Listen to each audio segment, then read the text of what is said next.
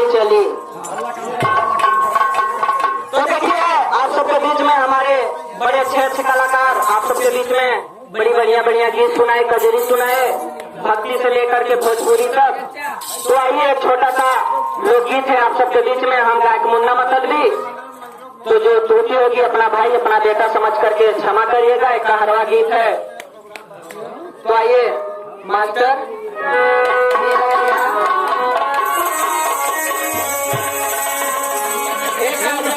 पानी खड़ी हो जाओ। देखें एगो औरत अपने सखी से कहा तो बात जैसे तू हो, एगो औरत अपने सखी से कहा तो बताइए सखी अपने सैया जी के हाल बतावत हो, कैसे कहा था, कैसे कहा? अरे जब हम रहली सखी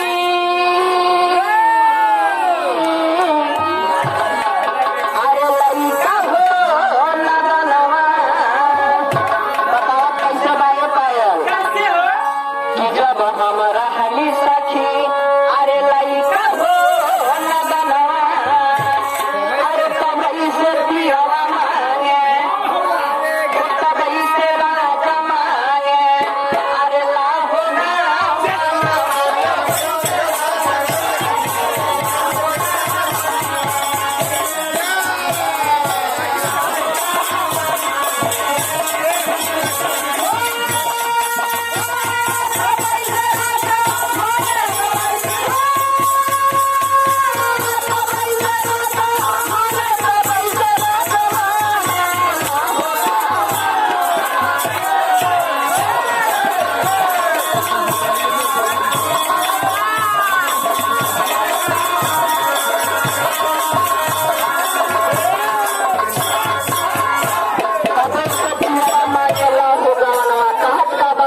कैसे अपने सखी से कि जब हम भइली सखी अरे बरहे बरी सके,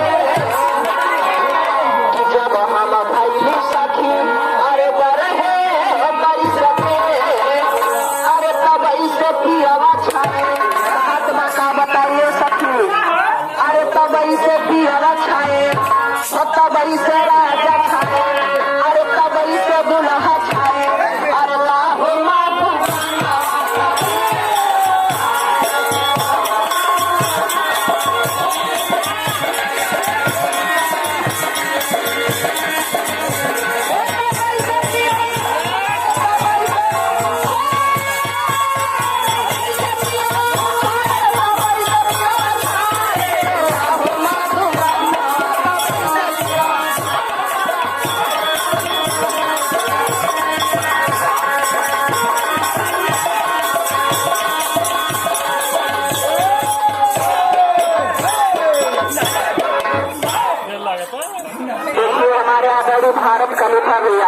भारत खलीफा भैया इस गाने पर खुश होकर के 20 रुपए का पुरस्कार दिए हैं, और हमारे आदरणीय मौलवी खलीफा जी खुश होकर के 20 रुपए का पुरस्कार दिए हैं। हम और हमारी छोटी टीम की तरफ से हार्दिक बधाई हार्दिक अभिनंदन। लेकिन कहना कैसे